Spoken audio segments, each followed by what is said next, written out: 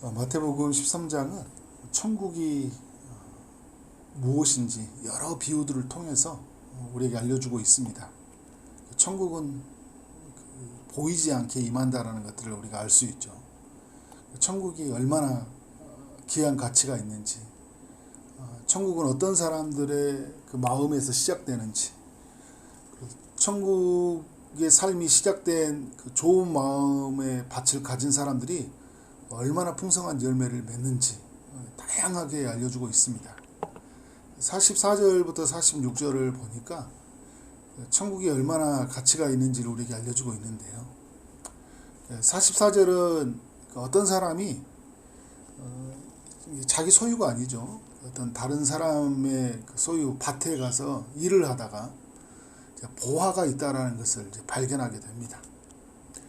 45절과 46절은 좋은 진주를 찾던 그 장사꾼이에요. 좋은 진주가 있으면 다 어느 곳이든지 가봤어요. 그런데 마음에 들지 않았어요.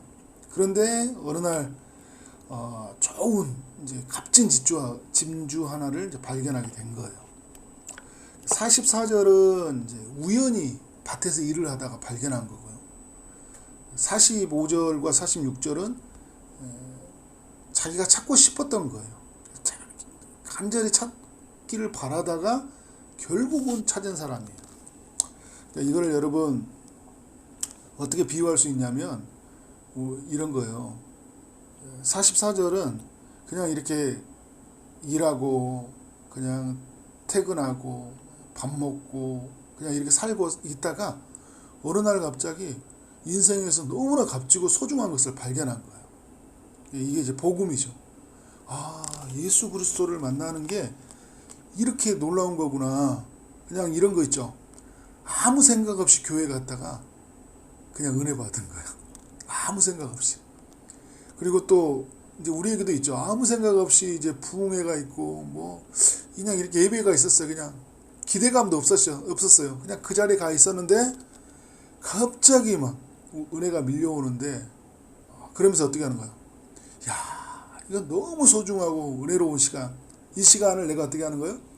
이 시간이 나에게 가장 중요한 의미가 있는 시간이 된 거예요. 그래서 이제 내가 뭐냐면 그게 삶의 이제 1순위가 되어버리는 거죠.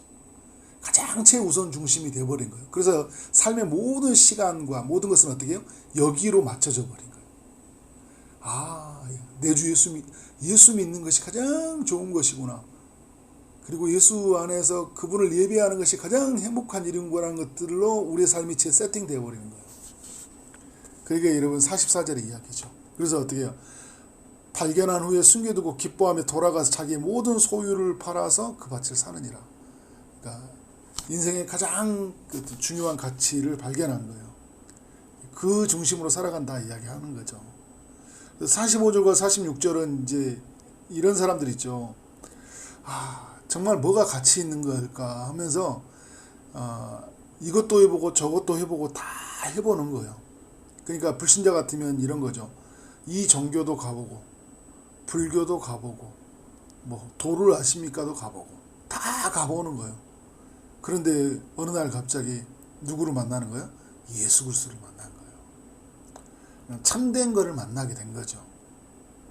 그런 사람들이 있어요. 이제 정말 하나님의 진리를 찾아가는 사람들이 있죠. 근데 우리가 여러분 알아야 될 게 뭐냐면 이 진리, 복음, 하나님 나라는 내가 막 찾아가고 싶어서 찾을 수 있는 게 아니에요.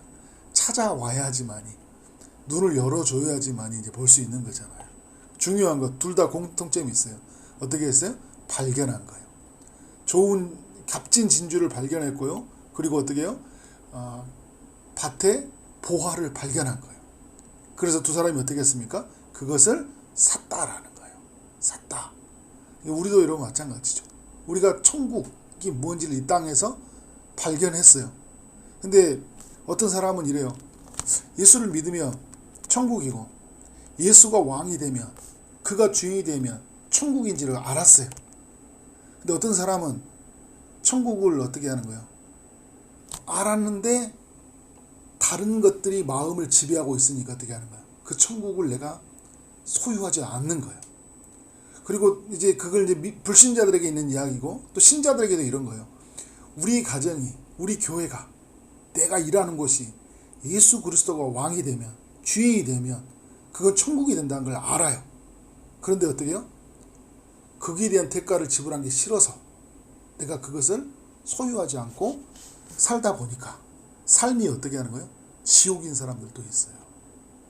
그러니까 이 땅에 있는 동안 무엇이 천국인지를 발견하는 것, 그리고 존재론적도요, 어떻게 해야지 천국에 들어가는지를 발견하는 것.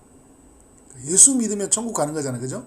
예수님이 왕이 되면 천국을 누리는 거예요. 이거를 이 땅에서 발견하는 것이 굉장히 중요하고, 발견하면서 어떻게 하는 거예요? 내 모든 인생을 걸어서 그걸 사는 거예요. 인생을 걸어서. 모든 중심은 이것으로 맞춰지는 거예요. 재세팅, 재설정되는 거예요. 삶을 초기화시키는 거예요. 그래서 이것으로 우리의 삶을 시작하는 거예요.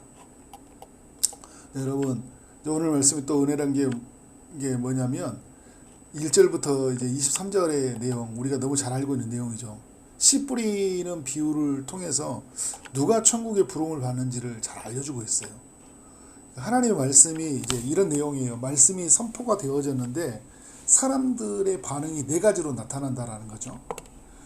길가밭에 가진 길과 같은 마음을 가진 사람들은 어떻게 합니까? 하나님 말씀이 전해졌을 때 듣기는 합니다. 그런데 어떻게 하는 거예요? 깨닫지를 못해요. 그러니까 성경을 읽기도 하고 성경의 말씀이 무엇인지 이렇게 하는데 그게 뭔지를 잘 못 깨닫는 거예요. 그래서 이게 뭐냐면 어떻게 해석이 되냐면 말씀이 와닿기 전에 마귀가 와서 즉시 빼앗아 가버리기 때문이다 이야기를 해요.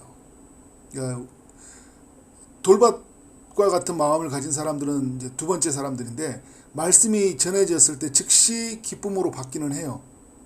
아, 말씀이 이런 뜻이구나 라고 생각이 되는데 환난이나 핍박이 찾아왔을 때 어떻게 하는 거예요? 곧 넘어져 버려요. 가시밭과 같은 마음을 가진 사람들이 있어요. 이들은 이제 말씀을 전해졌을 때 말씀을 듣고 잘하는 것 같아요. 신앙생활을 하는 것 같아요. 그런데 세상의 염려나 재물의 유혹이 있을 때 그것을 어떻게 해요? 이기지 못하고 다시 이전으로 돌아가 버려요. 그러니까 열매를 맺지 못한다라는 거죠. 여러분, 이 가시밭, 돌밭, 길가밭의 마음을 가진 사람들을 이 마태복음 13장에서 누구를 이야기해 주냐면, 그러니까 마태복음의 독자들인, 예를 들어서 이 유대인들에게 전해진 메시지잖아요. 그러니까 종교 지도자들, 또 유대인들, 수없이 많은 사람들이 하나님의 말씀을 듣고 살았거든요. 그런데 어떻게 하는 거예요? 말씀이 결실을 못 맺는 거예요. 왜? 이들은 돌밭이고 길가밭이고 가시밭과 같은 마음을 가진 사람들이기 때문에. 그리고 어떤 무리들은요, 이 가시밭과 같은 사람들은 무리들이거든요. 돌밭과 같은 사람들은 또 무리들이에요. 조금 더 가까이 온 이제 예수님을 가까이에서 있는 이들이 있었어요. 그런데 어떻게 하는 거예요? 말씀에 결실을 맺지 못해요. 환난과 핍박이 오니까 어떻게 하는 거예요? 그냥 떠나가 버린 거죠. 그런데 좋은 마음의 밭을 가진 사람들이 있습니다. 근데 이들이 어떻게 합니까? 말씀을 듣고 23절에 보니까 좋은 땅에 부러졌다는 것은 말씀을 듣고 깨닫는 거예요. 그런데 결실하여서 열매를 맺는데 100배, 어떤 것은 60배, 어떤 것은 30배의 열매를 보여주고 있습니다. 그러니까 뭘 말해주고 있냐면, 말씀을 듣는다고 해서 모두가 열매를 맺는 건 아니다 라고 말해주고 있어요. 여러분, 말씀을 듣는 건 너무 중요한 거예요. 왜냐하면 우리의 믿음은 들음에서부터 시작이 되어지기 때문에. 그런데 모두가 듣는다고 믿음이 생긴 건 아니에요. 그러니까 눈이 열리고 천국이 우리 삶에 보이는 건 아니에요. 근데 천국이 보였는데, 아까도 말씀드렸던 것처럼 천국이 어떻게 들어가는지 알고 천국이 어떻게 임하는지를 알지만 값을 주고 그 모든 것을 사는 사람이 있잖아요. 그렇지 않고 돌아가 버리는 사람이 있어요. 부자 청년과 같이. 그런데 그 모든 인생을 어떻게 해요? 삭개오와 같이, 사마리아 여인과 같이 그것을 자신이 사는 사람들이 있죠. 근데 여러분, 우리가 어떻게 우리가 이것을 살 수 있겠어요? 주님이 값을 지불하셔서 사게 하시는 또 은혜가 있죠. 이거를 믿음으로 받아들이는 거죠. 믿음으로 받아들이는 거. 교회에 온다고 해서요, 이 말씀이 그런 거거든요. 지금 이 시대로 온다면 교회에 온다고 해서, 교회 다닌다고 해서, 성경을 읽는다고 해서, 성경을 배운다고 해서 다 열매를 맺는 건 아니다. 무서운 이야기예요. 그러니까 우리의 어떤 예형적 신앙으로 사는 사람들 있죠. 감각적으로만 반응하는 사람들이 있어요. 일시적으로 또 순종하는 사람들, 가시밭과 같은 사람들. 교회를 다니면서 그냥 봉사도 하고 열심히 하는 것 같은데 어떤 순간이 딱 오면 딱 발걸음이 멈춰버려요. 그래서 우리에게 이야기해 주는 게 뭐냐면 좋은 마음의 밭이 되어야 된다. 근데 중요한 건 뭐냐면 좋은 마음의 밭을 우리가 만들어낼 수 있냐라는 거예요. 제가 어린 시절 저희 어머니가 생각이 나요. 저희 어머니가 저 산골에 있는 그 길가에 있는 그 도로 있는 땅인데 거기 곡식을 심으려고 하는데 심을 수가 없잖아요. 근데 거기에 있는 돌과 자갈 그걸 다 끄집어내고요. 그 밑에 거름을 뿌리고 해가지고 좋은 밭을 만들어냈어요. 근데 우리가 여러분 어떤 그 잘못된 것들이 있으면 우리가 수고해서 그 좋은 밭을 만들어낼 수 있다라는 거죠. 그런데 우리의 마음은 어떻게 우리 안에 있는 가시들, 돌밭, 가득 차 있는 돌밭, 이것을 어떻게 아무것도 밑에 토양이 기름으로 받쳐지지 않는 이 밭을 우리가 어떻게 기억할 수 있냐라는 거예요. 그래서 여러분 우리에게 무엇을 해야 되냐? 에스겔서 36장 26절과 같이 우리의 굳은 마음이 제거되어야 돼요. 누구로 말미암아? 성령님 임해야 된다는 거죠. 성령이 임하면요, 우리의 마음이 이 굳어진 마음들 있잖아요. 길가밭과 같은 것들, 돌밭, 가시밭과 같은 것들, 가시가 제거돼요. 우리 안에 있는 열매를 맺지 않는 돌이 제거되고요. 밑에 토양이, 길가밭은 밑에 토양이 안 돼 있잖아요. 그 토양에 열매를 맺을 수 있도록 하나님이 기반을 만들어주는 거예요. 부드러운 마음, 좋은 마음을 우리에게 주신다라는 거죠. 그래서 여러분 성령이 그러면 어떻게 임해야 되는 거죠? 예수 그리스도를 나의 구주로 믿는 사람. 그러니까 여러분 마태복음에서 예수님이 천국이 임했다면서 그가 오셨잖아요. 천국의 왕으로. 그거를 왕으로, 나의 왕으로 맞이한 사람들. 그 왕으로 맞이한 사람들에게 성령이 임하고 성령이 임할 때 굳어진 그 모든 마음들이 제거되고 무슨 마음이 되는 거예요? 좋은 마음이 되는 거예요. 말씀을 어떻게 하는 거예요? 이제는 여러분 그렇잖아요. 땅들이 있어요. 그래서 예수님 당시에 이제 그걸 보여주면서 이야기한 거잖아요. 좋은 땅에서 열매를 맺는 그것들 보여주면서 그 길가밭에 아무것도 맺지 못하고 가시밭에 돌밭에 막 맺지 못하는 걸 보여주면서 이 좋은 밭이 되려면 어떻게 하냐라는 거잖아요.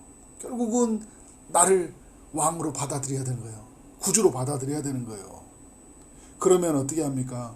그때 우리 안에서 말씀이 깨달아지고 성령이 임하심으로 우리 안의 삶에서 어떻게 하는 거예요? 열매가 맺혀나오는 거예요. 찬송이 터져나오는 거예요. 가장 큰 열매는 예수 그리스도를 나의 구주로, 나의 하나님으로 받아들이는 거예요.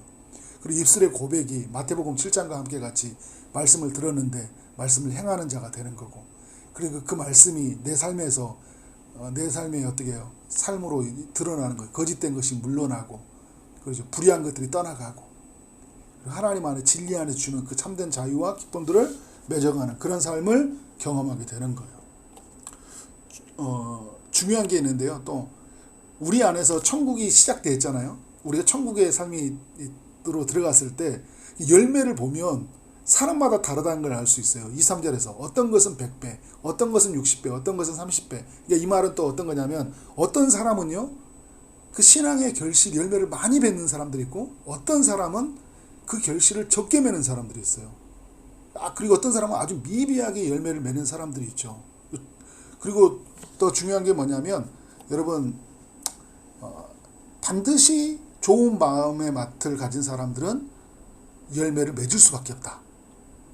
왜냐하면 하나님의 씨가 하나님의 말씀이기 때문에, 그죠? 변하지 않는 하나님의 말씀. 근데 우리 마음의 문제였거든요. 말씀의 문제가 아니에요. 왜 나는 안 변할까? 우리 마음의 문제예요. 그런데 예수를 믿으면 우리가 우리 좋은 이 마음은 열매를 반드시 맺을 수밖에 없어요. 그렇게 되어 있어요. 존재가 이제. 근데 이런 거죠.